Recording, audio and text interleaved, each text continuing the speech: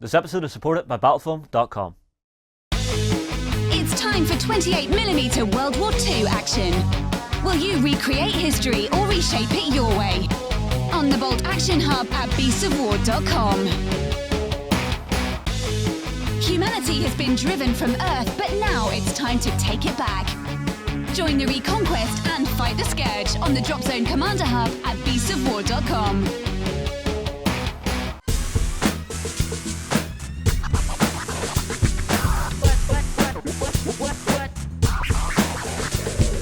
Hi everybody, welcome to The Weekender. This week it is myself, John, and Ben taking you through the latest and greatest that's been happening in the world of tabletop wargaming this week. There is a lot of stuff on this show. Yes, there is.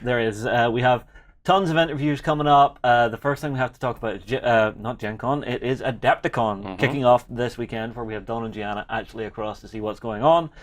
We also have some prizes being announced for winners, and also you'll want to keep an eye because we have a bit of an announcement for one of our old-time, long-time community members joining the team. So we will get to that eventually. First things first, though, Ben, AdeptiCon is coming this weekend. Do we know what is planned? Yeah, so there's going to be a whole 4 days of stuff. So it's been carrying on over Thursday and Friday, carrying on into Saturday and Sunday as well, today and tomorrow. Dawn and Jill are doing an absolutely amazing job. They'll be live blogging throughout all of it. They're also going to be doing a whole bunch of live stream stuff as well. So if you follow us on Facebook, you'll be able to check in for their live streams. I think it's about sort of 7 p.m. UK time. And they're going to be doing some live stuff over there. As you say, they've been giving away some cool stuff as well. So you've got the VIG Swag Bag, which is available to people who comment on the live blog. So get in there, comment on the post, comment on the live blog in general, and you could be with a chance of winning an absolutely metric ton of stuff actually from the guys at AdeptiCon. They are very, very nice with this, so yeah.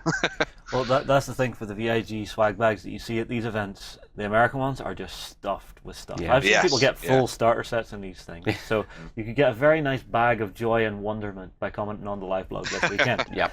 Right, next up, we've actually started to dip our toe into the video game world. We've been looking at Warhammer Total War with our new team member, Sam Steele, who goes by the username of Mr. Stainless01. Yeah. Sounds very professional. So Ben, what's been going on here? Yeah, so Sam's come on board and he's been doing his Let's Play, effectively, of Total War Warhammer.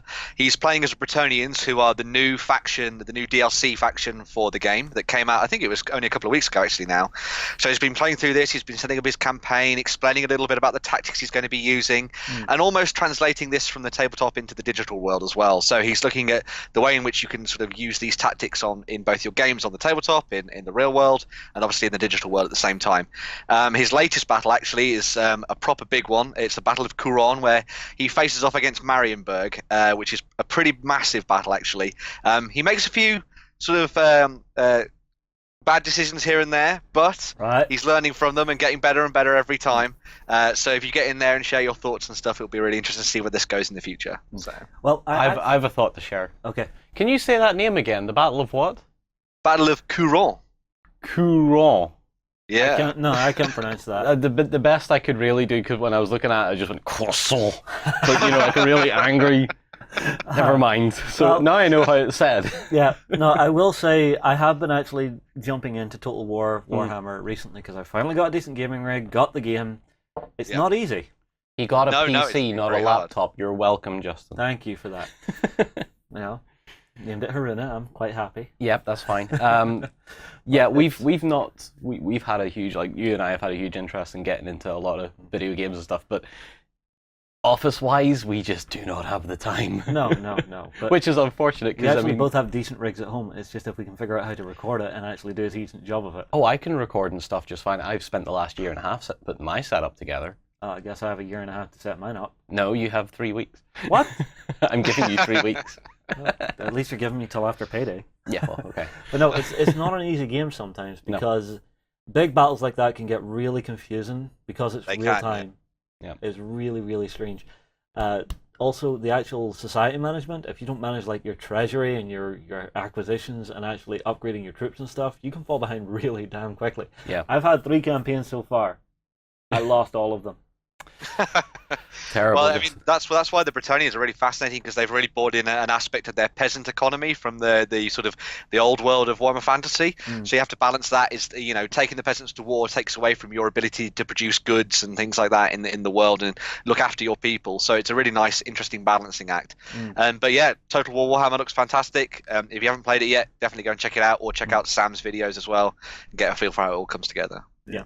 But I do know the one that has John really excited for next month, Dawn of War 3 lands.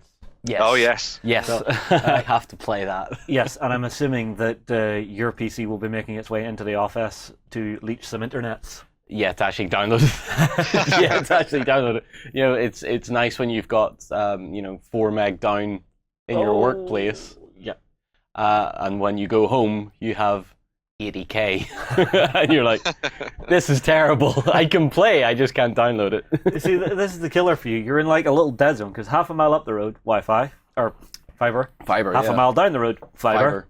John's house, dead zone. In the middle on my little road, but at the end of the day, I still have sheds with tanks and stuff and vehicles. I have other things to occupy my time while I wait for my 80k download speed. I suppose by the time Dawn of War 3 downloads, you probably have restored a vehicle.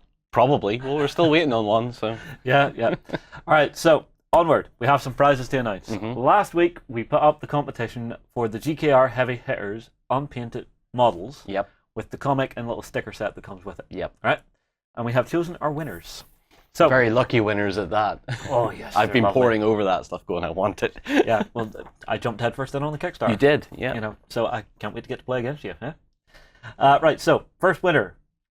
Robbie, 40,000. Congratulations, mate. Get your prize claim in on beastofwar.com. There's a drop down that says contact us. Little tab there that says claim your prize. Our next winner is the Mighty Zorg. And that's just Zorg, not the Mighty Zorg. Just Zorg. Just Zorg. Just Zorg. Just Zorg. And it's not just Zorg, it's Zorg. It's Zorg. It's not it's Zorg, it's Zorg. You won. All right, mate? Get on with it. Zorg. So, those are actually some really cool prizes for people. I really hope to get to see what they do with them whenever they're built, painted, or at least built. Some way some more gamers are. They just build stuff, don't paint build stuff, and then goes on to the project shelf. Stuff.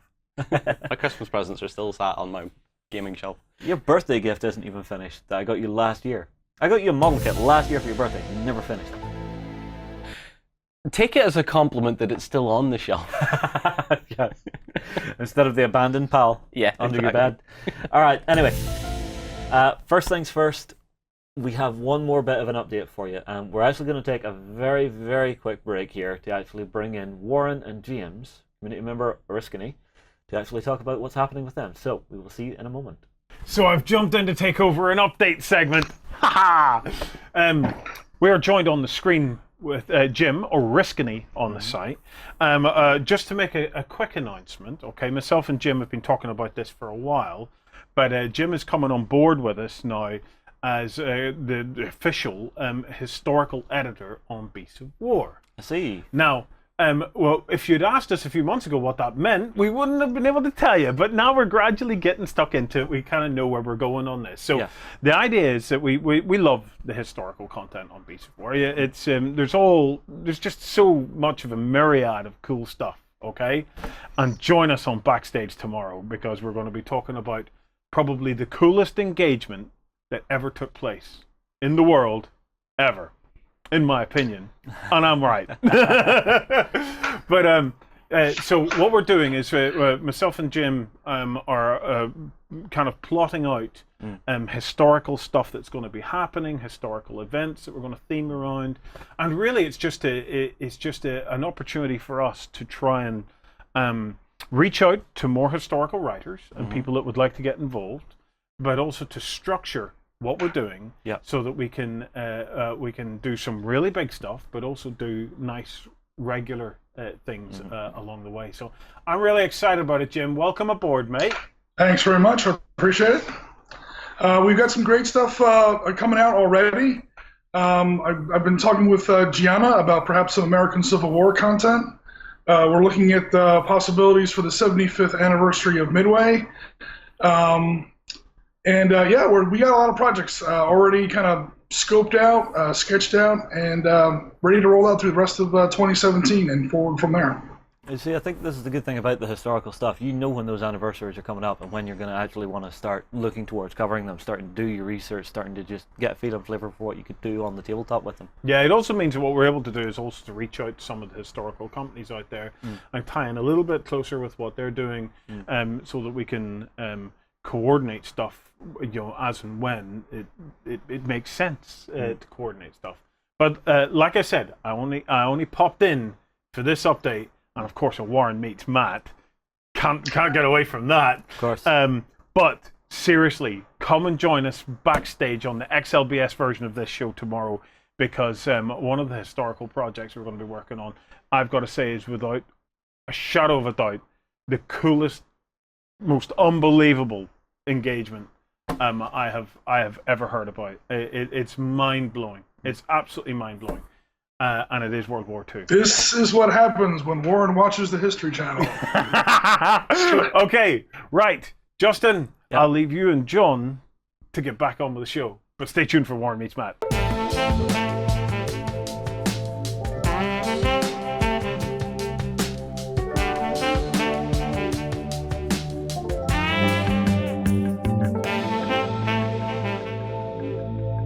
It's Warren Meets Matt! We have a nice one today. Yes. So let me tell you the story. Okay? Okay. So, my brothers, the Cadians, Alright. have shit has hit the fan for those guys. Yes. They're not happy campers. So they're out here on this remote outpost. Yeah. Okay? Is this on Cadia? Cadia doesn't exist. Alright. Cadia is gone. Alright. That's why it's called a remote outpost. Okay. So they're out here. The Talaran or something have probably gathered up a few of the Cadians to bring them back here, make them dinner, settle them down, get them ready to go back out into the meat grinder. Okay? And then those pesky Tau decide to turn up and make a pain in the ass of themselves. They've decided that in this whole Gathering Storm thing, they're not getting enough sexy screen time. So they've decided now's our chance to do a raid. Okay? Yeah. Well, I'm assuming this is a forward operating base where the Cadians are trying to regroup. It's a remote outpost. For the third time. Yes, you're basically right. What it is a grand excuse to do Warren Meets Matt and to show you our latest Matt. So, Justin, take it away. So, this is the Imperial base mat from the guys at GameMat.eu. It's really nice. Very blue. It is quite blue. Yeah. So, the actual miniatures actually jump out a lot more on the tabletop because it's so monochrome. You see, I quite like. Here's the thing, right?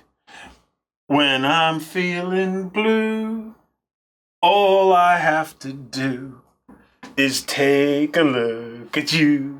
Yeah, that's not what I'm hearing here. I'm not so blue. Okay, it is a bit blue. Yeah, but it's that cold steel kind of thing going on, hasn't it? Yeah, it does. It has that sort of prefabricated look to it, as if it's just everything's been dropped down from orbit. Yes, which is what you want for a remote outpost or a forward. What did you call it? FOB, forward operating base. FOB, yeah. Yeah, sorry, that's Double Eagle for you. Now the terrain that we have put on it this time, we've chucked 2 sets of the same terrain on. Yeah, which is the industrial set from the guys at GameMat.eu again. Now this stuff is nice. This is nice. This all comes pre-painted. You can get it unpainted if you desire. Yep, and you can grab individual components if you desire. So you can either grab it as a full set. Yep.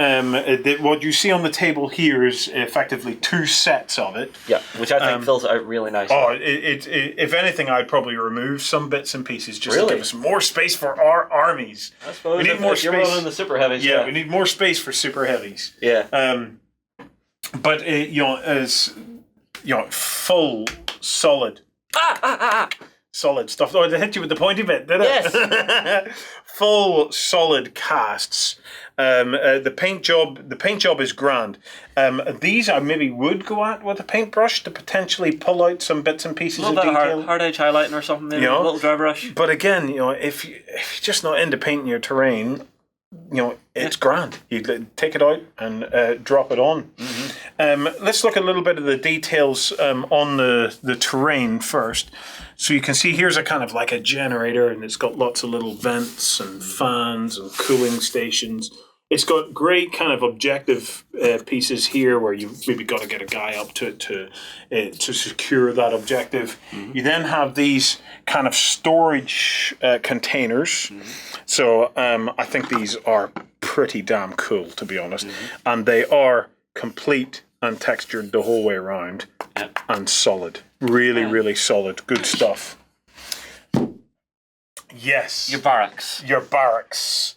A real heavy piece of terrain, and it is actually quite heavy, as you can see, because it is a full solid piece of terrain. Again, paint job's grand for something that's coming in pre-painted. If I had the time and the inclination, you go a little bit further. I'd probably take a paintbrush to it and do some bits and pieces to it. Or if you're really into your painting, just buy it unpainted. Yeah. And do it whatever way you see fit. Let's start to look at some of the details on the mat itself. There's a real 3D effect going on here, Justin, which I'm really quite pleased all the about. cabling and piping and stuff. Yeah. So you have all this conduit and cabling, and you can see where parts of it have been broken, and the texture, the textures that they've used have a really nice kind of a 3D effect to it. You know, as Justin says, it does have that feel that it's been kind of laid down in subsequent kind of reinforcement, so that there's been a kind of like a base plate of the base put down first, and then maybe so a base of the base, landing pads. Yeah, the base of the base has been put down. It's a buttery biscuit base, and then they've put down things like landing pads, other kind of reinforcing panels. You know, even the details, as you can see over here. There's little details like venting and stuff here. These, to me, look exactly like kind of locks. So this is maybe the top of a lift, and this is why I thought the Valks kind of looked kind of cool on that, as if the Valkyries are then taken down, down, deeper and down into the subterranean aspects of this. So. See, this is one of those mats that sort of guide you as you're laying it out, because you have those areas where you can sort of think, okay, that's where that would go. Because I mean, like here with the walkways out and around it, it kind of makes sense that you're going to have your barracks here, landing pads there, storage containers there, massive landing pad in the middle, bit of a road for everything to be. Well, you know, my kind of narrative on this was that this kind of Kitty Hawk thing was moving super heavies, and the idea is that you have your super heavies rolling off, they roll up, they get lifted, taken out, and then the next one rolls up, and then it gets taken out. Yeah, you know, so even like when you're thinking about terrain, you know, even some of your models can make great pieces of terrain, and you can make them interactive pieces of terrain. That if you can get a guy to it, then you can do a roll off to see if you can fire up a Bane blade or if you can see if you can get an extra one dropped in, things like that. So we pay good money for these super heavies. Yeah. So even if we get to use them just as a piece of terrain, I'm happy with that, because I like to get the super heavies out, because it's just too cool to be left sitting on a shelf or in a bag. Yeah. Well, other games I would actually use this mat for then. Yeah. I would love to lay this out with some nice high density stuff, throw some infinities down on it. Oh, it would work very well for Infinity. It would work very well for Maybe Infinity. if you're on one of the big Nomad ships or something, it could be very cool. Yeah, so anything like that. You know, any of your sci-fi games will lend itself to this mat. So, Antares would be another one. The mat itself. Nice, and it's versatile. It is versatile. It is versatile, and it kind of does lead you lots of nice spots to build a narrative. So that was the thing that kind of struck me about it when we started to lay it out. I was saying, you know, Justin, we can tell a story with this mat quite easily. Yeah. You know, your production lines and stuff like that going off. So you can have a look at this as a little mini battle that's been set up, and you kind of know what's going on. You have a feeling of why the Tau would be attacking this and why the guard would be trying to defend it, and you just get a sense for it. I really am a big fan of the terrain, though. Yeah, I think that the terrain packs themselves are really good. I can't get over just how solid and robust they all are. So, yeah, that's it. So the mat is called That is the Imperial base mat. The Imperial base mat. .eu. And the terrain is called? The Industrial Set. The Industrial Set. So there's your lot for this week. That you have been watching Warren Meets Matt. Anime cyberpunk style meets skirmish combat in Infinity. Experience 8 high-tech factions and fight to control the human sphere at the Infinity Hub on beastofwar.com. Progress comes to a world of magic as science and the arcane combine to make marvels. Meet steampunk inventors and orc mystics at the Volsun Hub on beastofwar.com. All those lovely article series that we've been seeing coming out of GMs, we're going to see more of that, hopefully. Yeah. So, important thing, come across and join us on Backstage because we have a very, very, very, very, very, very, very interesting chat with James to go into this week's show about a bit of a project that the guys are wanting to actually have a look at. Mm-hmm. So, if you are interested in, getting in on the ground floor of the next one and actually seeing what's coming, come across and join us on beastofwar.com on Backstage, which is our little monthly paid subscription that, helps to keep all the lights on and basically keep us independent, which is a really big thing for us. Yep. Onward. Speaking of historical, John, you got a little historical work in this week. I did. I stepped out of my comfort zone a little bit. A little bit? You were thrown out the side of the cart. I was thrown out the side of the cart back into sort of feudal Japan. Yeah. With Graham from Warlord Games. Yes. And they're talking about their Test of Honor game. So I got a sit-down chat with Graham just to see what the game looks like and what you get in the box. And just watch it, guys, because it's a really interesting little interview. Hi, guys, and welcome to this little segment. I have here with me Graham from Warlord Games, and we're going to be checking out Test of Honor, which is a samurai game and looks awesome. I mean, even the art says it all for us. So can you quickly tell me, Graham, what was the thinking behind making this game and who was involved in the rules development? Okay, well, myself and Andy Hobday developed this game. So we've been friends for a long time and trained in Aikido together, so that kind of created an interest in lots of Japanese things. And decided we wanted to create a little Japanese samurai skirmish game. And it's kind of grown over quite a long time into this, what we've got now, Test of Honor. So it's from the feel of it, outwardly it looks like a historical game, but it's not quite a historical game. Yeah, it's certainly firmly rooted in historical Japan, but we were really more inspired by Japanese samurai films. So classic Kurosawa movies, Yojimbo and Seven Samurai, where the hero is running around slaughtering dozens of lesser warriors. And we really wanted to capture that kind of feel in the game. Yeah, and so it's kind of roughly then set in sort of feudal Japan, where you had the samurai houses that were basically vying for honor within. Yes, exactly. Yeah. So you've got it's called and he's more the historian than me, but it's called the period of the warring clans. So everyone was vying for power, and there was a lot of conflict going on. There's a lot of history about the large military wars going on. But this is a smaller scale game. You'll generally have just between 5 and 25 models on either side. And just of those, you'll just have up to 3 samurai, and the rest will be commoners, ordinary soldiers. Your normal spearmen and warriors and stuff. So it's those kind of smaller stories that you might, the plot of the movie that is what I always have in mind. And the smaller model count lets you guys play with some of the rules to make it very cinematic in a way as well. Yes, exactly. So we really wanted to get that feel that you could slaughter one guy over there and spin around and slaughter the guy over here. So you don't get bogged down and trapped in combat. The mechanics always lead you to that moving, swirling swirling play. Yeah, and good dice rolls help with that. Yes. So we have, this is the base box for the game then. Yep. So this that's right. has, what, about 35 miniatures in it? Yes, that's right. So we have 2 factions. that you can put together? Yes, you can. That's really designed for 2 players to split those contents.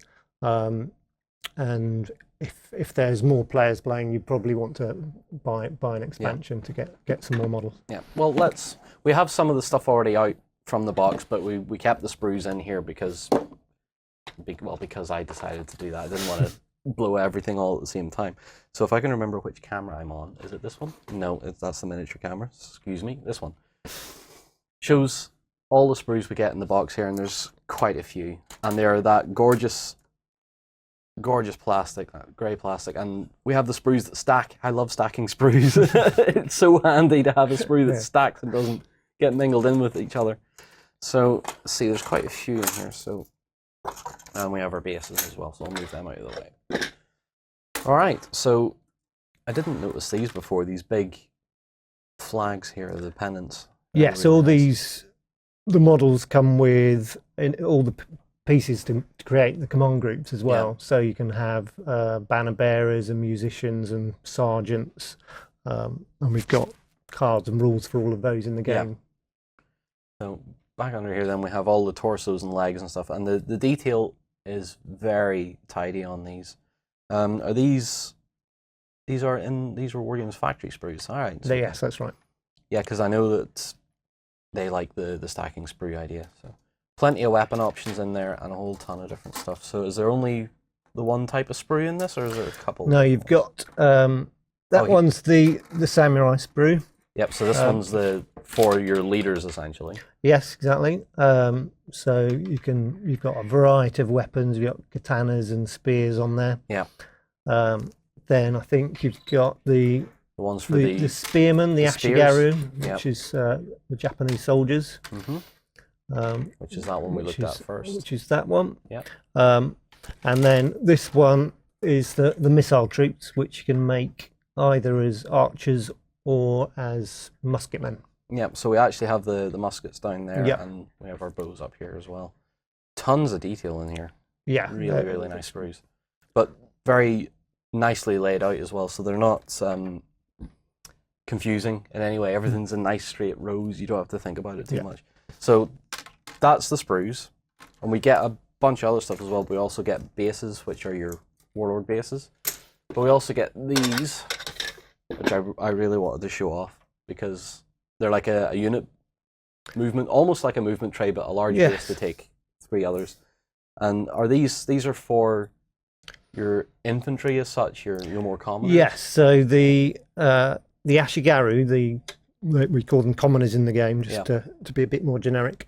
You can recruit them to go in threes in a group like that, and they essentially act as a single model. Yeah. And it speeds up the game massively doing it that way. So we actually have a couple of bases of ashigaru here, so I'll bring them in here. So we have our 2 large circular bases with our 3 smaller guys in there, and they look pretty badass on the bases if I can center it up in the camera. There we go.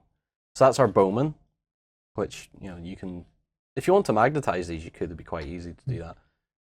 And we have our spears as well. I love the spears because they just on the table they look a bit more intimidating than the bowman. We have a couple other guys as well here. So we have a samurai and a different spearman, I believe, or just a spearman on his own for a start. Like, can you recruit them as individuals? Yes, you can. Yeah. And this is one of our characters, one of our samurai.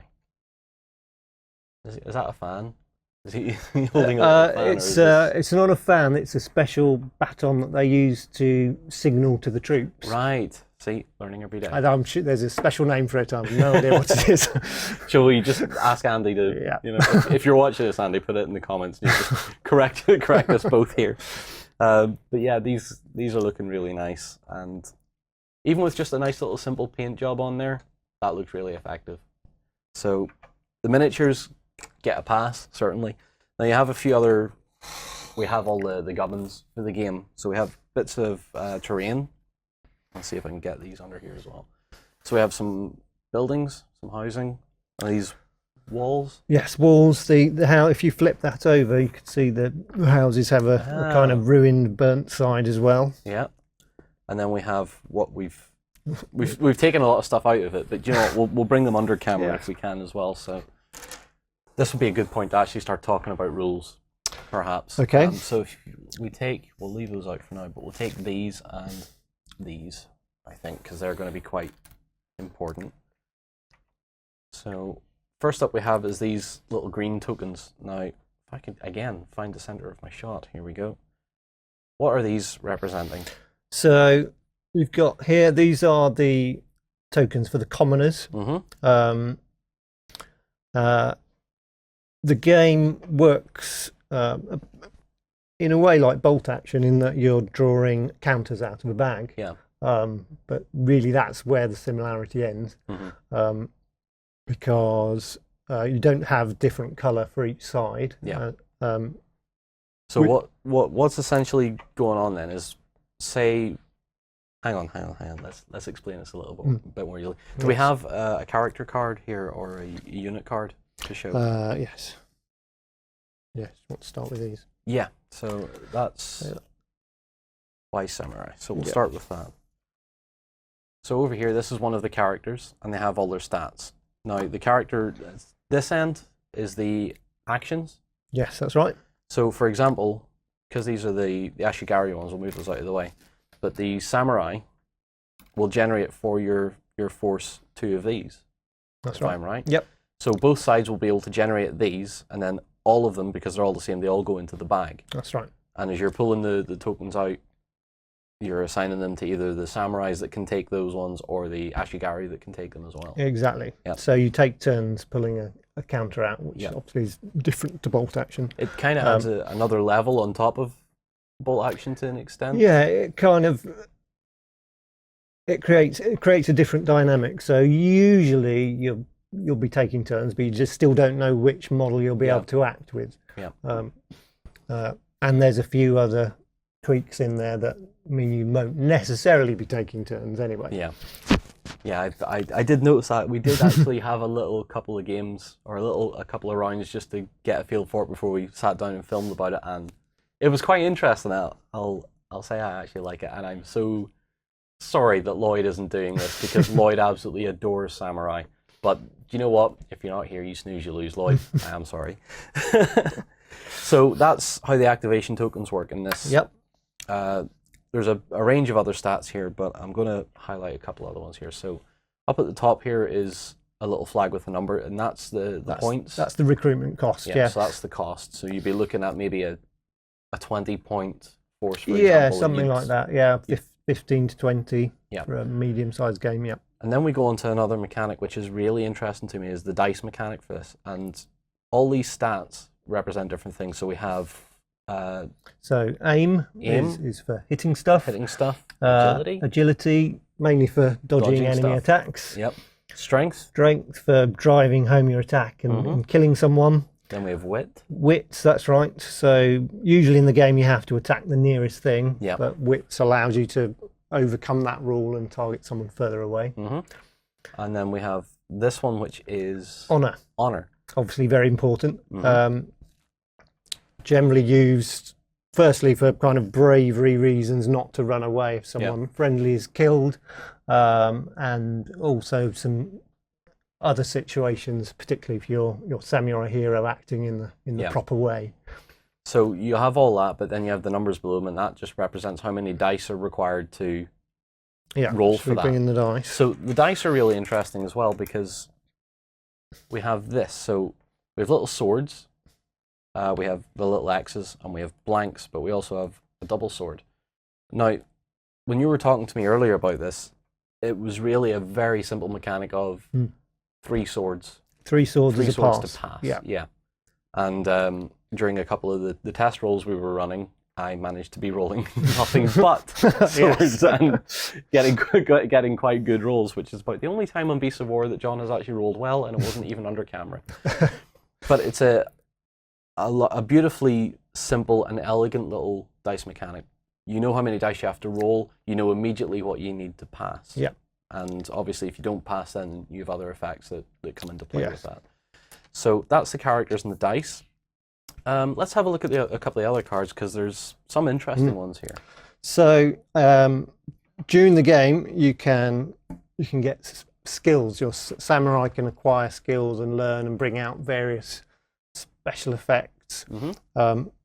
So these are the skill cards. Let's have a look at those. So when do the skill cards come out?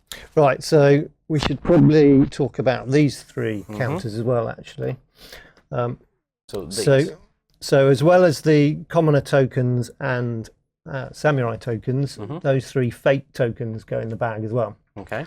So when the third one comes out, the turn is over. Yeah, and that is your turn limiter. So you could have a very short turn or a very long turn. Yes, yeah. Quite often there's a few tokens left in the bag. So if you have something really important to do, then you might want to get don't leave it till till the end.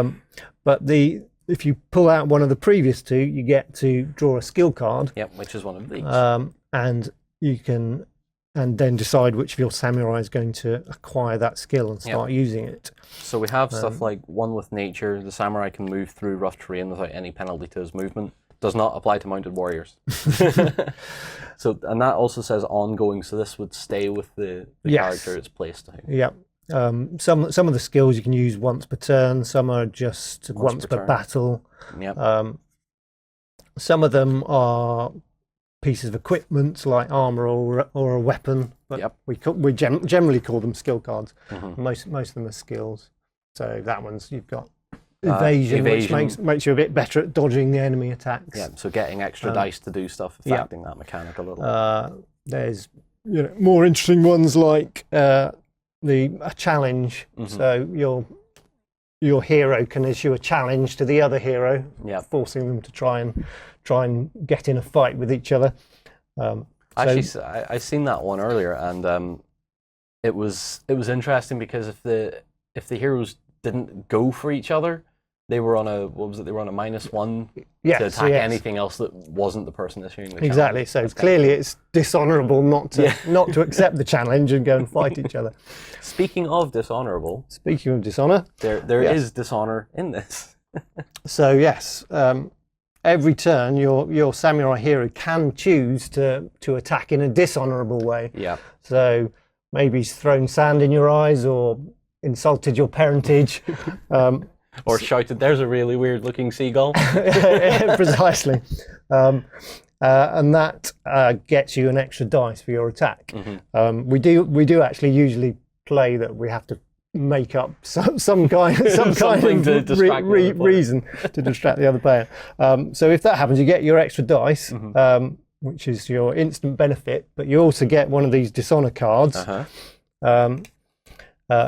Which gives you longer term a bit of a penalty. Yeah. So the next honor test that you have to make across your whole force, you'll lose a dice.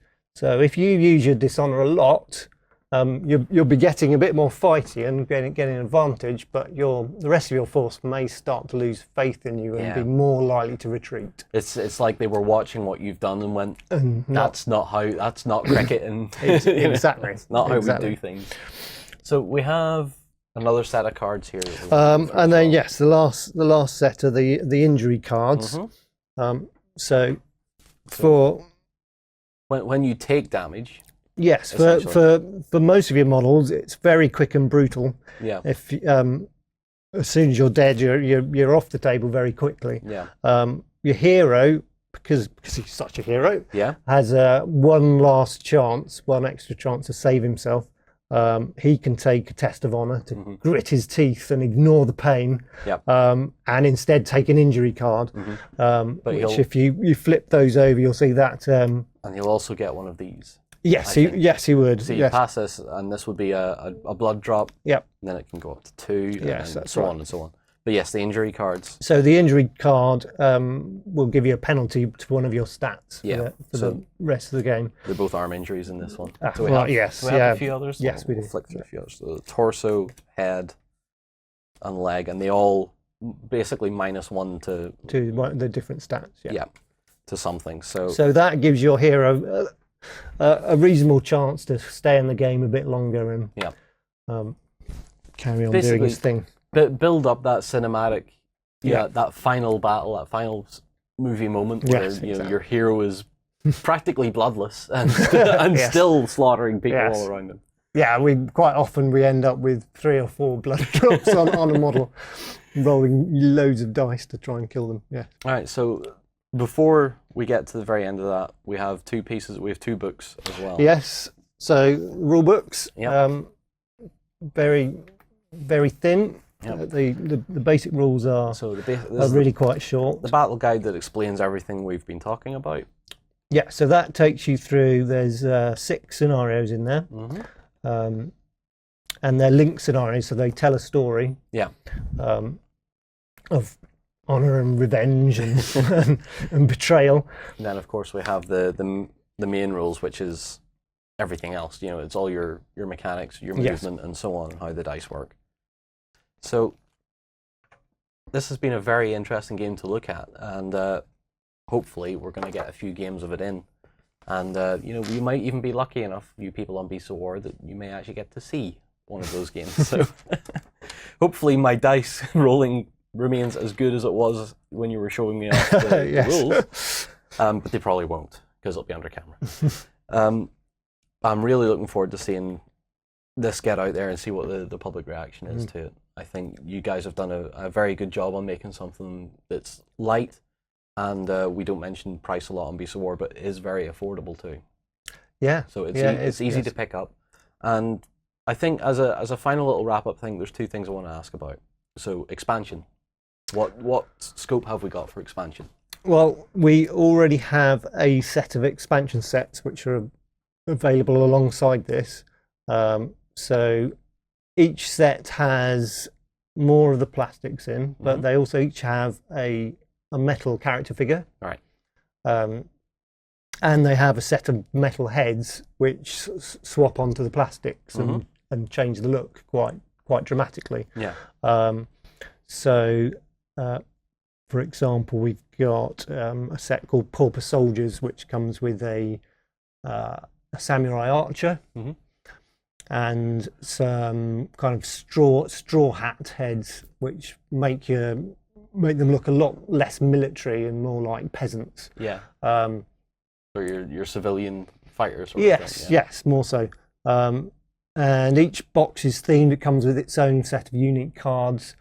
So there's a Ronin set, which are all about being dishonourable and sneaky and villainous. So all the skill cards in there help you be a bit more nasty.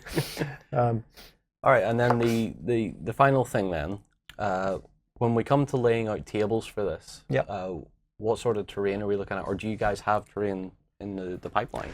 Well, we have partnered with Sarissa, who already had a nice range of Japanese terrain. Yeah. And to support this release, they've designed a load more stuff as well.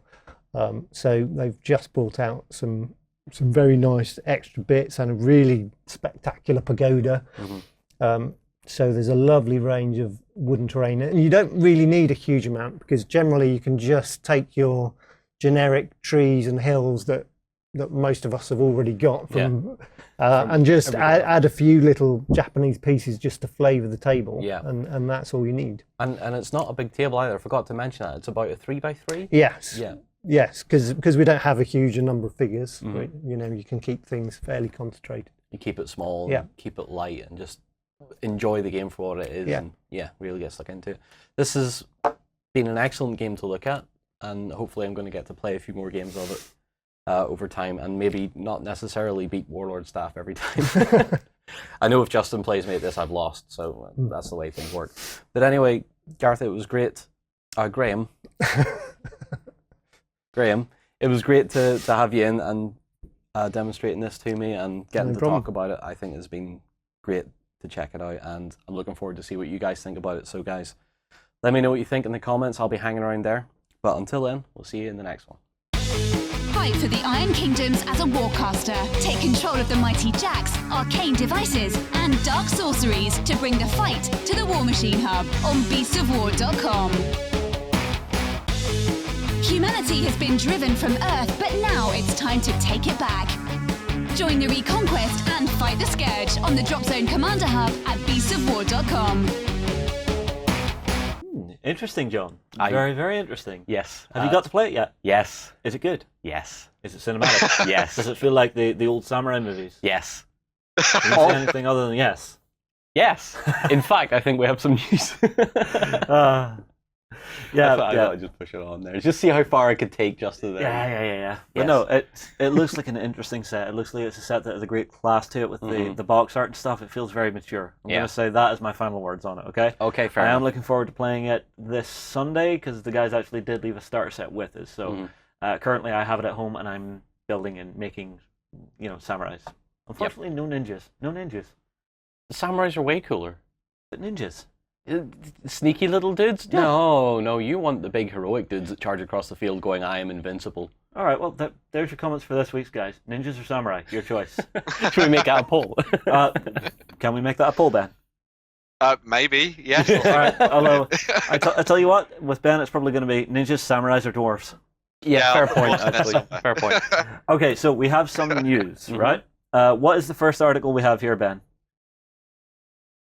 So the first piece we're going to actually be looking at is some stuff from Hawk War Games. Now, they have upgraded their website now, which is looking fantastic. But this also came with some stuff that is going to, really impress both of you guys. There's going to be some more stuff coming out very, very soon for Drop Fleet Commander. Yep. Now, this all sort of kicks off with the Saratoga-class light crew, which is a new sort of web exclusive ship that's coming out for these guys. I think it's out there sort of at the moment up until around April 21st, I think. And then it's going to be at events as well, like Salute and things in the future. As well as that, they've also been showing off some of the new Corvette style and Corvette class ships as well, for the different factions. So you've got the Santiago class Corvette there for the UCM. There's the Scourge Hunter Killer, which looks very, very cool indeed. The PHR Echo class Corvette, and also the Shaltari Cloud Flyers Glass class Corvette. I think of the whole bunch of them, I would have to say that the UCM one is my favorite, I think, of the bunch. I just love the idea of it. It looks very much like a fighter, like a sci-fi fighter jet kind of thing, which is really cool. Yeah. I don't know. I always have a deep love for the PHR, and it looks like it's got a miniaturized burn-through laser stuck in the front there. It does a bit, but it kind of also looks like the front of a bottlenose dolphin. I can live with that. It does a little bit. Yeah, I could live with that too. Again, I agree with you, Ben, though. The UCM one is pretty cool. I know he said that he was like, oh, it's good news for you and Justin because there's new stuff coming. I was like, I've already pre-ordered this. Really? Oh yeah. So, here's you on your PC. Whoops. Yeah, pretty much. just surfing the net. Oh, look, there's an update from Hawk. Oh, look, there's a new sculpt for a cruiser. Oops. So I went and pre-ordered 2 of them because they were just cool, and it's the one thing I didn't build enough of in my fleet the first time around was light cruisers. Yeah, it's the one thing I need to add to my Scourge fleet needs more drop ships. It's the one thing I got distracted by big shiny guns. It's easy, it does happen. My PHR I haven't really expanded yet, but definitely I'll probably get another starter set for them, put in 2 troop ships, well, at least 1 troop ship, more of the drop ships, and then the rest is just gravy. PHR fleet, you mean the Pika Republic? Yeah. Pika Republic, yeah. Pika Republic. Pika Republic, that's a thing now. That's branded. It's trademark Justin Macaulay. Oh God, no! I do not need to get sued by the Pokemon Company.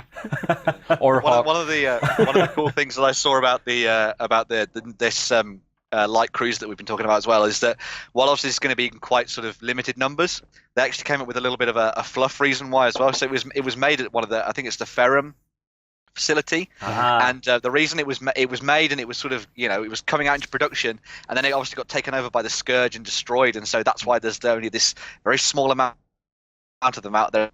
So if you've got one, you've got a really characterful piece for your UCM fleet, effectively. So yeah. Well, you see, this is one of the things. It's nice to see the tying in the background to the ships, because I mean they talk about some of the exclusives that we got during the Kickstarter. Yeah, there's another variant of those coming for the battle cruisers, but it's the exact same ship. It's just an older class of ship, so it makes sense to have that different sculpt with the same rules, which is a nice touch. Yeah. Okay, next up, Ben, what do we have? Next up, we've got a little bit of an update. Now, obviously, last week about the Legends of Fabled Realms with the guys from Foreground. This week they showed off a couple more of the more finalized pieces for the Dragoi Coven, and so these are a bunch of the Dragul henchmen that you're going to be getting when you look towards getting the game and stuff when it comes to Kickstarter and stuff in the future.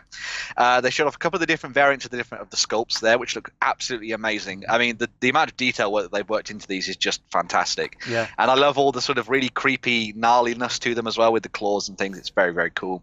But yeah, so this is a little bit of a finalized look at what these guys are going to be like when the starter set comes out. So you've got something to look forward to there. It's nice to see the progression that has came through on these. I mean, I love the merchant because he's got the mercantile guild symbol on his chest there, and if we go back up to the very first one, if you look at the chain that he's wearing, This one. yes, this guy, you see on the front image there, Yep. see that symbol that's around his neck?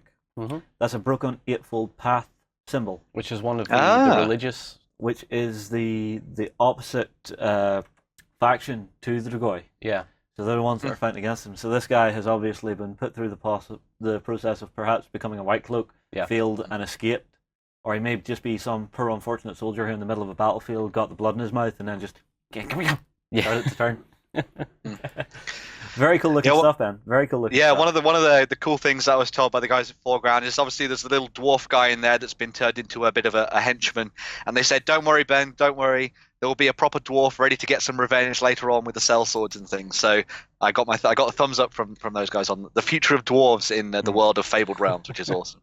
Yeah, although it looks as if he's lost some of his money. I think so. Yeah. Yeah. Look at that Never back good for a pouch. dwarf. No, definitely not good. Again, Fabled Realms is one of those games that I'm really looking forward to. I can't wait to actually see how the final game turns out. It's got me really excited because of the way that the actual miniatures interact with the world and the stories that the guys are trying to tell. Because, let's be honest, when they created Fabled Realms, like I said last week, they've created a world, and now they're populating that world with everything for it. Right, Ben, next up, a little bit of Warhammer news. What's going on? Yeah, so obviously we had AdeptiCon this week, and kicking off earlier in the week on Wednesday, there was a massive bunch of announcements from Games Workshop, and one of the big ones was a little bit more detail on exactly what Warhammer Underworld's Shadespire is. Now, the idea of this is it's going to be a game that is at the very, very basic skirmish level, maybe between 5 and 8 models per side, plays in about 45 minutes, and it's going to actually use a lot of deck building mechanics that we've seen in other games quite recently, but also tying that into the way that things work with your miniatures. So it's going to have a little bit of gore chosen in there, a little bit of deck building, a little bit of the kind of stuff that you might have seen before from some of the games that are out there at the moment. And the starter set is going to feature both the Stormcast Eternals, who get a female character, which is very, very cool indeed, and also the Khorne Bloodbound. So anybody who's very, very familiar with the world of Age of Sigmar will know these are the big key factions during the first sort of bit of the fluff for this game. And they're battling out in this arena. We also got a little bit more news about exactly what Shadespire is. Now, Shadespire is a city that is sort of trapped somewhere between the realms of life and death. And the guys that are in charge of this, the gods of death, so you've got like the likes of Nagash, are keeping it almost in this permanent state of undeath and unlife. And so you have these people that are trapped there fighting for their survival and stuff down there in the darkness and the shadows and things. But this is actually looking like it could be a pretty awesome little set. They've very much gone for the angle of this being a quick and easy game to get into. So all the models are going to be pre-colored plastics. They're also going to be push fit as well. Should we point out the miniatures that you're seeing here are the 3D printed sculpts that were sort of brought along just to demo the game. So when you are looking at the actual product further on down the line, it's going to be a lot more crisp and a lot more detailed. But yeah, this should be a pretty fantastic looking game. Cool. Dawn and Gianna probably got some more stuff over the weekend as well coming up for AdeptiCon, so look out for that. Yeah, definitely one to keep an eye on. It's interesting to actually see them do a female Stormcast Eternal, because that's one thing Games Workshop never did with the Space Marines, was create a female Space Marine. Yeah, there's that. Yeah. Yeah, I mean, like, I think there were background reasons for it, but I can't remember it. Yeah, but it was one thing I always had wanted to see. What would it look like to see a female Space Marine? Well, you haven't seen a female Space Marine, have you? No. There you go. You've seen a female Stormcast. Yeah. Yeah. Keep it right, Justin. Keep it right. Oh, did I get it mixed up? Apologies. But yeah, it's really interesting seeing them go down this angle. And funnily enough, one of the latest releases that came out for the world of Warhammer 40,000 actually, with the sort of Talons of the Emperor, they came out with the Sisters of Silence that we'd seen previously in I think it was the Betrayal at, no, not Betrayal at Cal, the Burning of Prospero box set. That was the one. and they came out with the Sisters of Silence. Now they actually work really nicely with just their melee weapons in the world of Age of Sigmar. So I've seen a lot of people talking about transferring those over from the world of sci-fi into fantasy and using them as sort of a supplement to your forces in the the Stormcast Eternals and things. So lots of interesting stuff happening for Age of Sigmar going forward, and this game looks really, really cool. Yeah, nice one. Yep, nice one. Okay, bit of 40k news. There's a new set of rules updates coming out, and something about the Death Guard I'm seeing here, Ben. What's this? So another one of the big announcements was that obviously the next edition of 40k is coming down the pipeline, and a lot of the big things that are coming your way are going to be based around a lot of the stuff that's been happening with Age of Sigmar, and potentially lots of things that have been happening in the past in previous editions as well. So there was a rundown of a couple of the sort of talking points at the moment that the guys at Games Workshop are talking about right now. One of them in particular was talking about 3 different ways to play.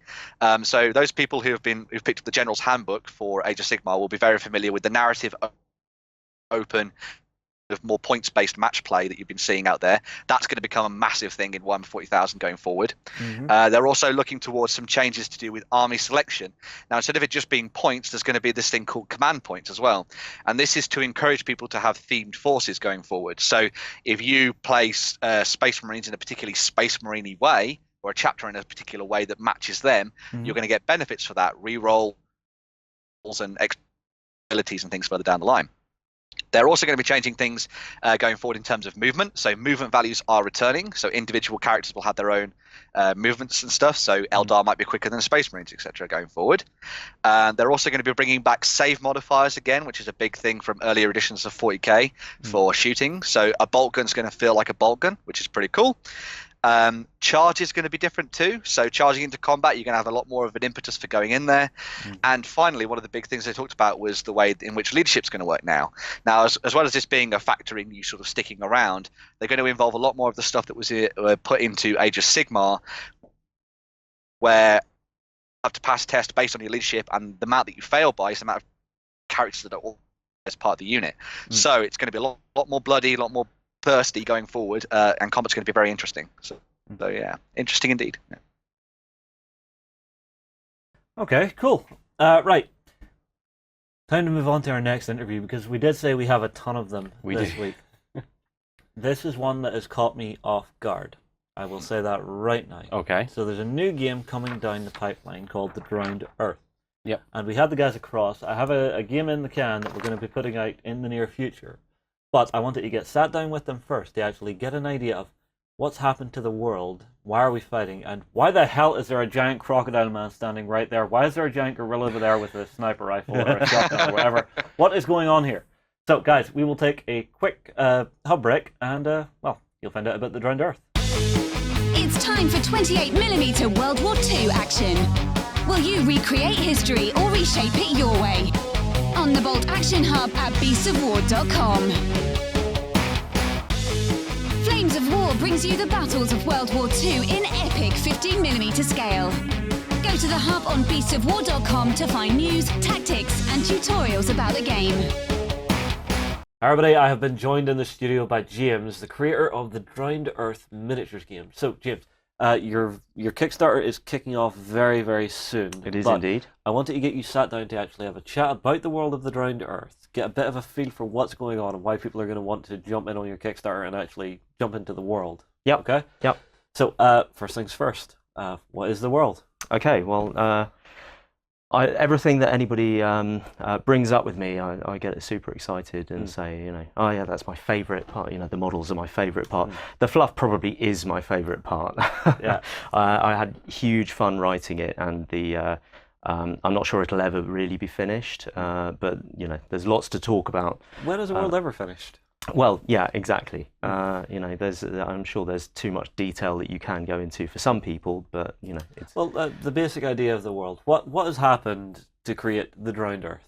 So we're talking about a world where there's an arms race going on for the knowledge and the raw materials of the past. So it's a tropical environment, lots of rainforest, swamp, lagoon. and it's a world where at some stage in the past, in the relatively distant past, there was a cataclysm which caused huge climate change, rising sea levels, rising temperatures, and destroyed the civilization which had populated the Earth up until that point.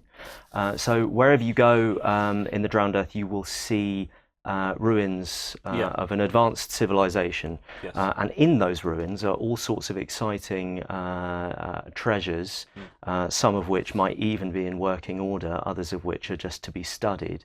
And really the survivors of these guys here, the survivors of the destroyed civilization, have in the last few hundred years begun to settle down, to build towns and cities, and to stop living a nomadic lifestyle, and to basically start to rebuild civilization. Okay. All right. Well, I mean, like you've given me some really nice art and stuff here to give people a flavor for it. So I'll call the stuff up here, and if you can talk me through what we're seeing on the screen, yeah? Sure. So this is a father and son. This is one of the I think the most iconic races of the Drowned Earth. These are the Barengi.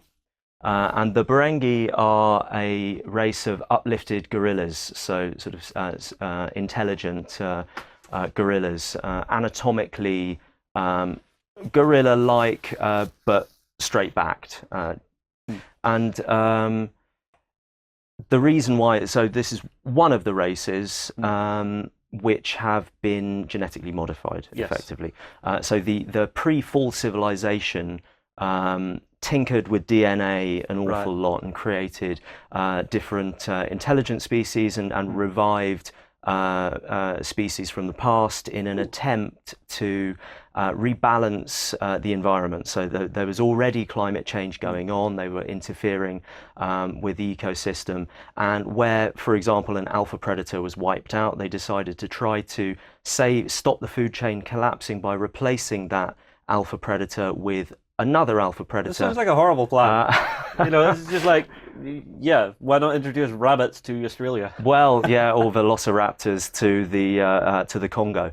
Velociraptors? Velociraptors, or Utah raptors in actual fact. But there are a lot of Jurassic and Triassic species were revived, and as it turns out, as you might expect, after this cataclysm and this great climactic change, the species that were more suited to a tropical environment did better than the existing species. And so now the world is much changed, both in terms of intelligent and unintelligent life, and the makeup is very different as a result of this very, very harsh environment. Right, well, we have our next image up, so who is this? Well, this in fact is Sage, and we'll see Sage as a model in a little while. There's a little bit of a clue in this one. If you hold it up to a mirror, you might be able to read what he's reading. But he's just at this stage he's just discovered something, and it's called the Gain Archive. This image, and I'm not going to say anything more about it. Freeze screen and get a mirror, have a look, and see what he's up to. Or if you're clever like me, you'll pop this into Photoshop and just flip the image. You could do that as well. But this is an ongoing theme in the Drowned Earth: the discovery of old knowledge, and the trying to re-implement this old knowledge and rediscovering things like, how does electricity work, and what were these people that built these incredible towers up to? So what is this small, strange black talisman that can kill people from afar? Exactly. Yeah, that sort of thing. Yeah. Cool. All right. Moving on. Now, the tables that we're going to be playing on for the Drowned Earth. Yep. So I'm guessing this is just sort of an idea of some of the terrain we're going to want to look at. So ruined cities, lots of green up on them, things like that, yeah? Yeah. And so if you want to talk us through just what's going on, why is it that everything is so overgrown now? Now, you said it's a tropical climate. Yeah. But it must have taken a long time for stuff to get just quite this overgrown. Well, it's nobody knows how long ago in the past the cataclysm, they call it the event, how long ago it happened. But you can see clearly that it's quite some time ago, and people can trace around 300 to 400 years worth of history, so it must have been before that. But then there was a big dark time of unstable climate change, and people living a nomadic lifestyle and really being predated upon by each other and terrifying giant monsters that want to eat them. So Yeah. you know, survival of the fittest sort of thing. You know, now, as I say, people have begun to settle down. Sometimes in the ruins, sometimes just using the material from the ruins to try and rebuild. But there are a lot of different environments in the Drowned Earth, from brackish swamp to highland rainforest, and there's a predominance of ruins in the lowlands, and in the highlands less ruins. But generally the evidence of this past civilization is in an awful lot of places. So we definitely want to represent that in the scenery on the table. Yeah. And another important, I mean, I know we're talking about the background rather than the game, but the terrain is an important part of the game, because there's lots of sort of running and jumping and dynamic movement and that sort of stuff. I do like the idea that you're able to run and jump and do stuff, because let's be honest, you want your guys to feel heroic on the tabletop. Yeah. You know, so if I have, well, let's start having a look at some of the miniatures. Sure. So I'll grab a random one here. I think, is this Sage? That's Sage, yeah. So we were All right, talking so about him to earlier. kick things off, we saw Sage in artwork, and here he is as a miniature. I want to see this guy running from rooftop to rooftop, you know, lumping people with his big pickaxe. And is that a shotgun on his back? It is, yeah. I really am getting sort of an adventuring feel. So is he part of one of the factions? He And how many is- factions are there? He's one of the artifactors, and who are basically the Indiana Jones, Lara Croft faction, you know, if you want to look at it like that. Yeah. And the game is really geared towards that kind of cinematic, heroic action. You know, I remember one game with him where he grabbed an objective. You know, the goal of the game was to get off the board. Grabbed an objective, dodged a couple of shots as he was running across a bridge. Dived off the bridge, shot at a guy who was shooting him from a window, took the guy out, got wounded, landed into combat, Right. and then he rolled a feat, and of course people won't necessarily know what that means, but he generated an extra action point, which was just enough after winning that combat to run off the board and win the game. Nice. Nice. I see. That's what I like. It's those watercolor moments that you Yeah. get in some games that you Yeah. really, really want to see. Yeah. You know, so yes, you can have deep meta, heavy tactics. Yeah, But if my one random guy can suddenly go, by the way, today I'm going to hero. yeah. And Yeah, sometimes fantastic. you have more fun losing the game in the most spectacular fashion than Yes, than if you'd yes. have won it. All right, could you give me some more of the artifactors here? 'Cause Sure, I, so- I don't know who to in the factions just yet. So that is Corian. Okay, so this is Corian. So Corian is the medic of the faction. He's sort of a combat medic, a bit of a reluctant medic in actual fact, and he's a typical got no bedside manner, grumpy type who nonetheless cares very deeply for his comrades, but tries as hard as he can not to let them know. And he's armed with a bullpup rifle. Because why not? And the artifactors thing is they all have hand picks, except for Sage, who has a big mattock. Yeah. Well, just cause, but with them being sort of Indiana Jones guys who are running around picking up old school artifacts, I'm expecting to see a lot of ranged weaponry in this. You know, Yeah. hunting down guns and stuff. That's So right. Would that be right? Yeah, absolutely. So in certain parts of the world, manufacturing has reached a level where they can engineer precise engineering of identical parts. Right. So they can manufacture bullets. They can manufacture relatively simple guns. Yeah. Probably nothing more advanced than an AK-47. That sort of thing. I'm going to be honest here. You don't need much more advanced than an AK-47. Let's be honest here. I True. have seen those things dumped in the sea, Yeah. set in concrete, run over by Yeah. a truck. The thing still shoots straight. Well, that's it. It's like a Range Rover, isn't it? There's Cannot break it. Yeah. All right, so that's Sage. Who else do we have? That's here? Corian. Corian, So sorry. now we've got Anna. Anna is the mech of the group. Okay, so a she's mech? a sort of she's a mechanic. Okay, So okay. she's her thing is, and she's a Dvergs. She's one of the sort of short, statured, resilient types who Yeah. might come from a vaguely fantasy trope that we all know and love well. But these guys were genetically engineered to be great workers, efficient workers, and they have a very pragmatic attitude. And Anna has spent all of her childhood sifting through the ruins, trying to cobble things together, take them apart, put them back together, and try and get them working. And she's armed with a weapon known only as Lucille, which she built herself. Which is sort of a combination of a grenade and a smoke launcher. Okay. So it shoots these little capsules which explode and send out a cloud of smoke at the same time. I have to say, I love the fact that the way you've painted her with just multicolored hair. Yeah. It's really catching my eye right now. Really fun sounding model. Yeah. Who else do we have here? So this is Slethsk. Okay. A bit difficult to say. Yeah. Slethsk. Slethsk. Exactly that. Okay. Yeah. Okay. That's how you say it. No arguments online. Yeah. I've got the creator here. I've said it right. So here he is. Oh, he's a lizard man. He's a lizard man. He has a pistol and a whip. He doesn't have a fedora, but nonetheless, he's somewhat reminiscent of somebody. Yeah. You know. He's also holding a little gold statue. Oh yeah, he's holding a little gold idol. Yeah. What does he do? So, well, he is a Saurian, and the Saurians are a reptilian race of unknown genetic heritage. They've got a lot of different stuff mixed in, but they're generally relatively agile, fast-moving, stealthy guys. And he's the scout of the group, right? And he has the stealth rule, so he can sort of sneak around in the bushes and jump out. Well, we'll have to see how that plays on the tabletop. Right, so that's almost everybody. Yep, and then the last one is Nyx. So she is the faction's leader, and she is a reckless, a sort of very ambitious leader who comes up with crazy plans and insists that everybody follows them, and it works, but she might cut it a little bit fine sometimes. A bet bigger go home type of character. Exactly.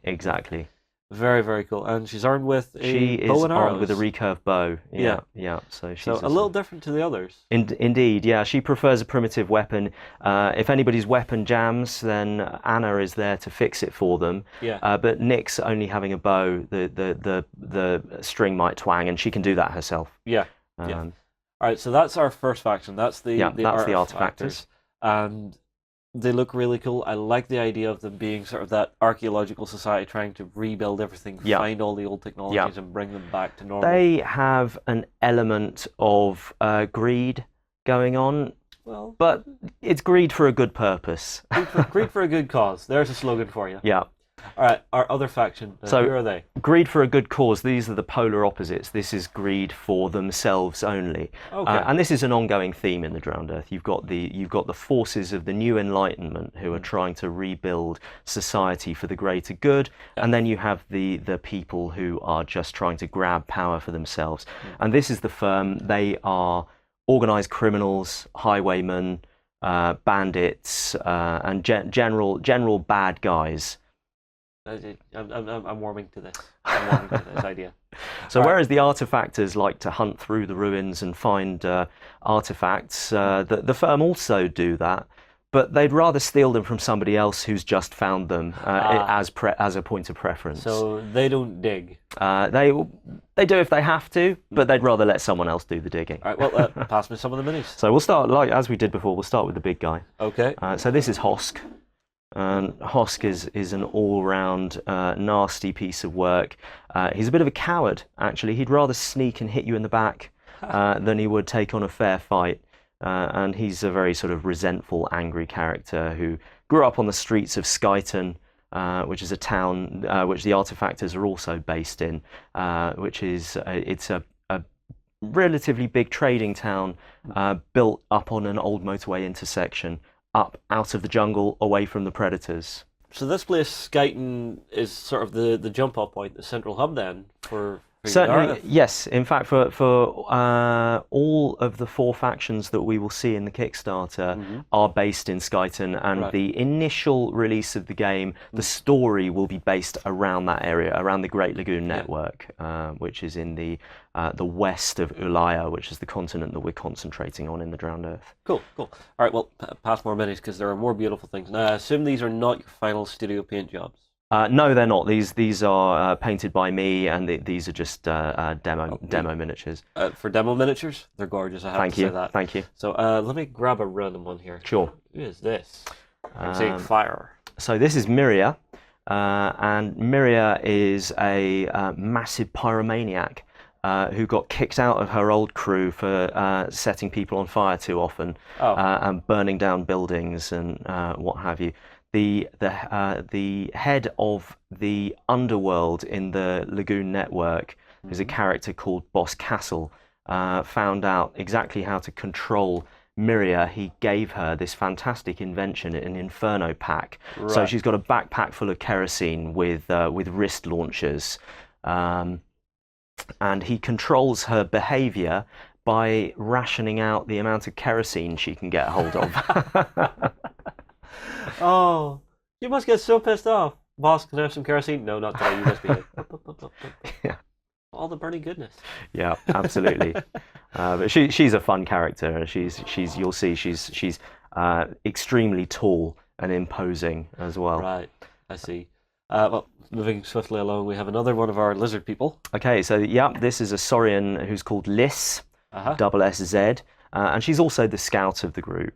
She also has stealth, but she's a pretty terrifying character. She's armed with a blowpipe, which has a very short range, but she's also armed with a pair of mantis blades, which are pretty lethal and strip people of action points as well as doing damage.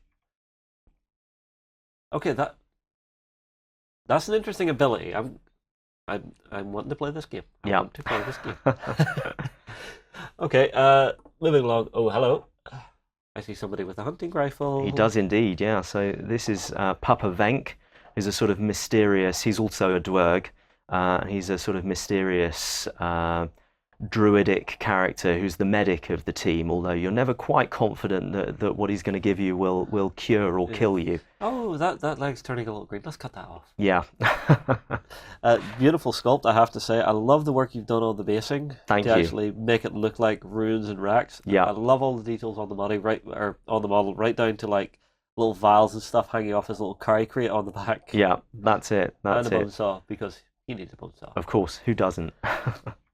Well, me apparently. And then lastly, I assume we have our leader. That's our leader, and his name is Kaneda.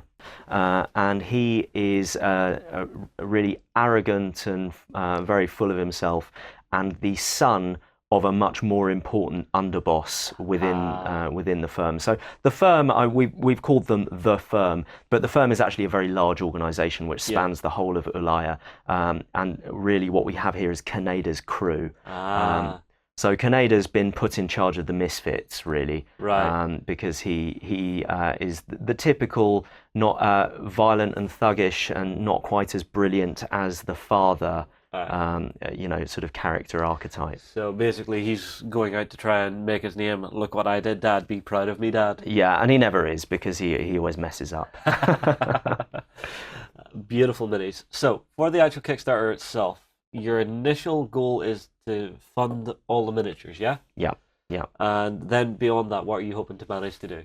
Well, we're going to open with these models. As you can see, these are actually the Metal Masters. Although this is the production material from the Metal Masters. So I really wanted to ensure that we got not only the best quality of sculpt, but really top manufacturing quality. Yes. And I'm new at this. This is my first. It is my first rodeo. Yeah. And so I wanted to take my time, dot the I's, cross the T's, and make sure I got everything in place before I went to Kickstarter, so that I can show people the level of quality that they're getting, not just some renders, and please use your imagination. So these models we have, these are properly prototyped in the production material, but from the master molds. Our initial goal is just to fund the manufacturing molds for these models and to get them into production. The other two factions we have are sculpted, but we haven't got them to this stage yet. And so the next goal will be to get those two factions into physical form. Okay, now, rules-wise, because I'm seeing we have a book in front of me here, and it says Beta 01. So that's is this an actual thing people can lay their hands on during the Kickstarter, or is this something that you just made up to bring along here? In physical form, I made these for the playtesters and to send out review copies. But the beta rulebook is available to download from the website, which is thedrownedearth.com. There's just a little downloads link, and it'll take you to it. And we've made some standees for these two factions as well. So basically, this is one of those ones where if you're curious, you can actually jump in, and try before you buy. Absolutely. I like that idea. I love whenever companies do that so that people can actually get a feel and a flavour for what they're getting into. Well, may I flick through this? Absolutely. I should make it clear that not only is this the beta version of the rules, the core mechanics I think are pretty not set in stone, but pretty close to where we want them to be. We'll do a little bit of tinkering. We need to do rebalancing on the profiles and things like that post Kickstarter, and we hope that some of the backers will be interested in joining the beta testing group. I have to say, some of the artwork in here looks absolutely gorgeous. Thank you. We are hoping that we'll be able to get much more, and the graphic design for this is definitely not final. We'll do something much more impressive. I've literally put this together in Word. Well, honestly, for something that you put together in Word, it looks really, really well done. Thank you. I really like it. Thank you. Oh my God. Is this? That's a T-Rex, yeah. Oh my God! It's called a Tyrannex, I'd love to say we have models for those, not yet, but who knows? In the future, I hope we will. Well, here's hoping the Kickstarter goes crazy. Yeah. We've got some surprises in the sidelines. I won't say too much about it now, but we'll see how we go. Yeah. Well, I mean, like I will say, for your first run through on Kickstarter, this looks really, really nicely done, really professionally done. Thank you. And it looks like something that people are going to want to jump in on. Now, you also have some other bits of prototypes there. Am I okay to show those too? Yeah, absolutely. These, as I say, the rule book. I'd just like to make clear this is the rules only. Yeah. We are hoping to unlock a hardback version of the rule book during the Kickstarter, which will also be filled with fluff and nice. More illustrations. Nice. You can drop sort of head first into the world. Exactly, yeah. Fantastic. So the rules are there for anybody who just wants to play the game and see what it's like. But if they really want to get into the world shall I? I think I might just while I've got a free weekend, because of course just before a Kickstarter I've got loads of free weekends. Yeah. Why? What's well, the plan? I think I might just throw out a 4-page free RPG rule set for the Drowned Earth for people to play around with during the Kickstarter, just for fun. I'm an RPG player. I love my RPGs. It's just getting time and getting a good DM. That's it. Yeah. All right. Well, as we're throwing stuff out, how about a prize? Yes, absolutely. We have, these models, 2 factions to give away, okay. All right, so it's one of each gang and 2 winners, shall we say? That's right. Yeah. All right, guys. I will say it'll be a random gang that you'll get, so you don't get to pick. But comment on Beast Before Facebook or YouTube for your chance to win some cool Drowned Earth minis before things kick off. Yeah, absolutely. That's highly exclusive. Well, the miniatures look fantastic. You are going to want to get your hands on these guys. Now, like I said, I'm seeing some prototype extra bits there. Sure. So these the game does not require a custom die, but we are hoping to unlock a custom die. We play with D10s. Yeah. You need 2 of 2 different colours, and then some dice for rolling armour, for making armour rolls. But one of these 2 die has a special symbol on it, the feat symbol. And when you roll that symbol, not only do you succeed in the best possible way, you will also gain an extra action. And this actually, I've made these by hand. I've just filled them with Milliput, and that's a transfer that I printed. But obviously, we're hoping to get proper molded. Well, if you get like 10,000 people on your Kickstarter, you're not going to sit and make maybe 20,000 of these. All right. Other than that, you've got some templates and stack cards there. So dice are unlocks. Templates we're hoping just to be able to offer as an add-on. And these are prototypes, not the final versions. Well, so if I bring these in here, so you've got small blast, larger blast. And I'm assuming this is a flamethrower. It is indeed, yeah. Or just a general spray template, yeah? Yeah, that's right. I like the fact that you actually got the Drowned Earth logo engraved on these. It's a nice touch. All right. So yes, as I say, I don't know what the final form is going to look like. We're going to try and cost benefit ratio. We'll try and get the best looking thing for a reasonable price. We're not going to go nuts on things like templates and make them too expensive for people. And these are just mock-ups of the character cards, which again will be available to download for free for everyone. They're player aids. They're not necessary. They just make reference a little bit easier during the game. We are hoping to unlock the ability to give every player a stat card with the miniature that they buy. Nice. So basically, if you're just wanting to add an extra here or there, you can. Yeah. I like the idea of it. I always say stat cards in a game make it so much more playable. They because do, you just have yeah. that. I'm playing at the table. I have that quick reference in front of me. What does he do? Yeah. You know. And eventually you remember it, but having the stat cards there is super useful. And also, I mean, we tend to play with tokens on the table, but I know a lot of people who prefer to put the tokens on the stat cards, and there's no reason why you can't do that. Yeah. Well, it looks fantastic. It's absolutely beautiful miniatures. Your beta rules look fantastic. I think the only thing to do now is get sat down with you and maybe one of your playtesters and actually play through a game. Absolutely, that'd be great I really fun. want to give this a go. Yeah, All right? I can't wait for you to see it. We've had huge amounts of positive feedback. Some people said some brilliant, sort of really heartwarming things. I've laboured over this for about 2 years, slowly trying to build it in stages where I can guarantee the quality is where I want it to be, and to create a rule set that's not only fun but streamlined. Well, all I can say is thank you for coming in. Thank you Most for showing welcome, it thank off, you. and good luck on Kickstarters. Thank you very much. Everybody, get your comments in below. You could win yourself a Drowned Earth starter set. And, well, what do you think of the game? Are you going to be jumping in on this one? We'll move on here. We'll see you in the next one. So that is our first look at the Drowned Earth. I am excited for this game because some of the mechanics that I've seen are really jumping out at me, saying this is a very reactive game. You're not going to feel like, okay, it's my opponent's turn, I now step back for the table, I could go make a cup of tea. If you go make that cup of tea, stuff's going to die without you knowing about it. Yeah. Right, time for some Kickstarters to close out the show. So what do we want to talk about here? How about Dragoon, the Rogue and the Barbarian? So what are we seeing here, Ben? Yeah, so this is a game that was by a company called Lay Waste Games. It's previously been on Kickstarter in the past, where they funded their original version of the game, but they wanted to try and take it back to the community and get it funded again with some additional bits and pieces included, and also an expansion to it as well. Now, the idea of this game is that you play with 6 players, so it's been expanded effectively with this new box, and you play as dragons, who are going around the land, burning down villages, stealing gold and hoarding it. So instead of you guys playing the good guys, you're the bad guys, which is awesome. This new expansion actually brings in 2 new characters that aren't actually dragons, which is quite interesting. Okay. One of the things they bring up in the video actually is that most of our customers aren't actually dragons. They're humans, and they like playing as humans. So they decided to try and cater to that, which is quite funny, I thought. That is one super, super cheesy American accent, Ben. I'm sorry. I thought it was pretty... Bring him up big. Bring up Big Ben. Actually, that even sounds more American. How you doing, Big Ben? we cannot do American accents in here No. because A, Don and Jan will kill us.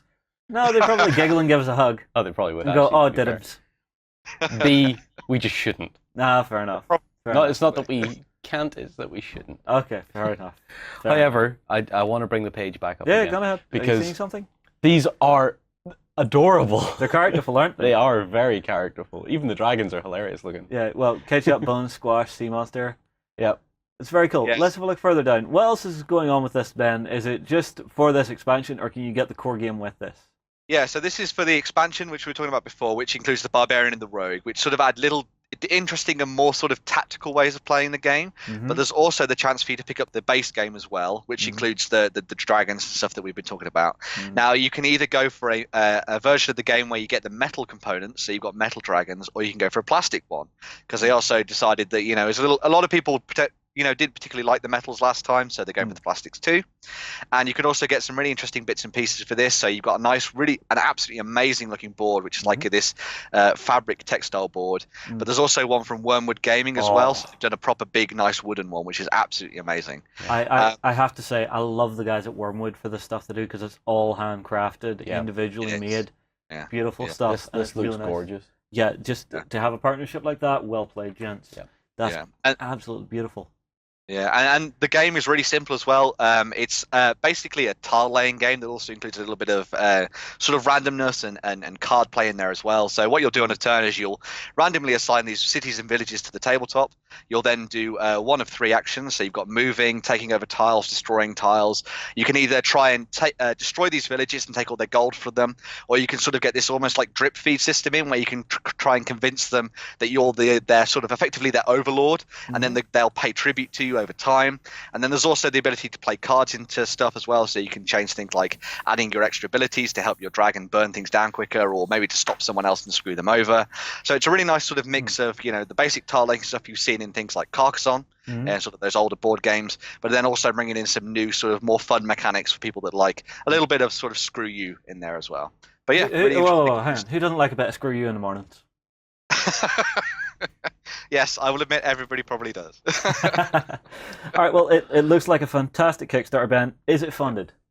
I'm fairly sure it is funded, actually. I will have to check. It is definitely. It's nearly funded. But at the time we're recording this anyway. Nearly funded at the time we're recording. Well, if it sounds like your cup of tea, guys, it's definitely one to check out and get in on. Also, you know, keep an eye out for the Drowned Earth when it's coming out, because whenever it hits Kickstarter, it's going to be one you're not going to want to miss. Okay, I think that's enough for here on Front Stage. Yep. So, guys, we will move across to Backstage here tomorrow morning. That is Sunday morning on beastsofwar.com, where we have an additional Weekender show that goes out for our paid community members. The paid community, it's literally very little money. You join us, you get access to a massive library of stuff, you know, painting tutorials, hobby labs. You also get first bite at the bootcamp tickets whenever they go live to come across and game with us for a weekend here in Ireland. We'll move across. Hopefully we'll see you there. Have a nice weekend, guys. Go ahead and check out our other content on screen now, and be sure to check out beastsofwar.com for the latest gaming news and gaming Let's Plays. And while you're at it, why not hit subscribe and remember to ding our dong. Go on, you know you want to click it. Go on.